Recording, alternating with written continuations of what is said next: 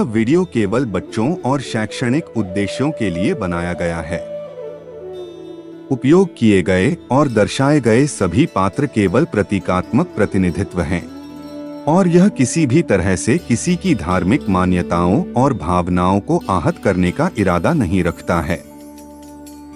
रामाकिड्स ने उपलब्ध निकटतम तथ्यों और कहानी के लिए सर्वोत्तम से जुड़े रहने की कोशिश की है। कोई भूल चूक हो तो हमें माफ करे। नवरात्रि के छठे दिन देवी शक्ति को देवी कात्यायनी के रूप में पूजा जाता है। आइए जाने कि देवी शक्ति ने देवी कात्यायनी का रूप क्यों लिया। बहुत समय पहले की बात है। कात्यायन नामक एक महान ऋषि हुआ करते थे। वो देवी शक्ति के बहुत बड़े भक्त थे और कामना रखते थे कि देवी उनकी बेटी के रूप में जन्म ले। अपनी इच्छा पूरी करने के लिए वे दिन रात देवी की प्रार्थना किया करते थे कि देवी उनकी कामना की पूर्ति कर दें। इस बीच महिषासुर नाम का एक राक्षस था। वो एक राक्षस रंभा और एक राजकुमारी का पुत्र था। लेकिन राजकुमारी पर एक श्राप था जिससे वो भैंस यानी कि महिषी में परिवर्तित हो गई थी। इस प्रकार महिषासुर आधा मानव और आधा भैंस था। महिषासुर दिन पर दिन और अधिक शक्तिशाली होता जा रहा था और देवताओं को परेशान कर रहा था। देवतागण उसे रोक नहीं पा रहे थे और उन्हें घोर निराशा हो रही थी। ऐसे में देवताओं ने निर्णय किया कि वे देवी शक्ति से प्रार्थना करेंगे कि वे ही अब उन्हें महिषासुर के खतरे से मुक्ति दिलाएं। देवी शक्ति ने प्रार्थना स्वीकार करते हुए फैसला किया कि अब पृथ्वी पर जन्म लेने और महिषासुर को सबक सिखाने का समय आ गया है। स्वाभाविक रूप से उन्होंने बेटी के रूप में जन्म लेने का फैसला किया और ऋषि कात्यायन के घर को चुना। चूंकि वो कात्यायन की बेटी के रूप में पैदा हुई थी, इसलिए उनका नाम कात्यायनी रखा गया।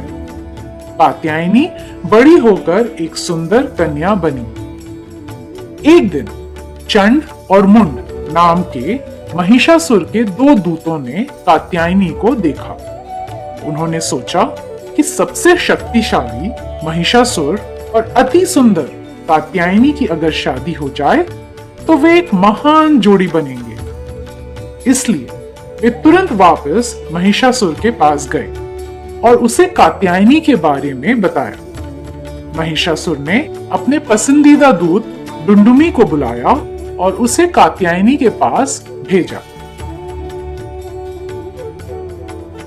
डुंडुमी कात्यायनी के पास गया और उसने बताया कि महिषासुर कितना महान है, कैसे उसने देवताओं को हराया है, फिर तीनों लोकों का शासक बन गया है और किस प्रकार से वो और कात्यायनी एक महान विवाहित जोड़े का निर्माण करेंगे।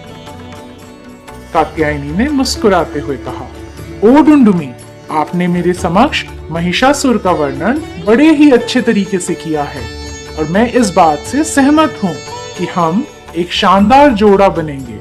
लेकिन इससे पहले मेरे परिवार की परंपरा के अनुसार मैं महिषासुर से विवाह तभी कर सकती हूँ जब वह मुझे युद्ध में हरा दे।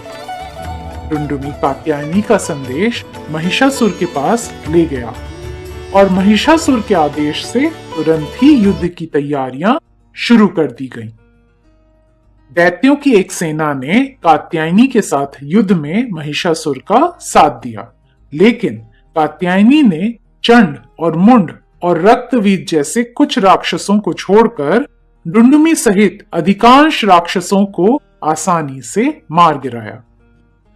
सभी राक्षसों को मारने के बाद कात्यायनी महिषासुर का वध करने के लिए मुड़ी तो उन्होंने देखा कि महिषासुर ने एक भैंस का रूप धारण कर लिया है। महिषासुर को मारना चुनौतीपूर्ण साबित हो रहा था, इसलिए कात्यायनी उसकी पीठ पर चढ़ गई। अब महिषासुर देवी को हिला नहीं पा रहा था और तब कात्यायनी ने उसके गले को अपने पैर से दबाया और त्रिशूल के वार से महिषासुर का वध कर दिया। इस प्रकार सभी देवताओं को देवी कात्यायनी ने शांति प्रदान किया। देवी कात्यायनी दिव्य ज्ञान और शक्ति का प्रतिनिधित्व करती हैं और दानव महिषासुर अज्ञानता का प्रतिनिधित्व करता है। अज्ञानता अकेले नहीं वास करता, उसके और भी मित्र हैं, जैसे कि आलस्य, लालच और आक्रामकता, और ये सभी अवगुण राक्षसों की सेना में कूट कूट के भरे हुए थे। ऐसे ही प्रभावशाली ज्ञान की लालसा उत्पन्न करने के लिए ही नवरात्रि के 6वें दिन देवी शक्ति को देवी कात्यायनी के रूप में पूजा जाता है।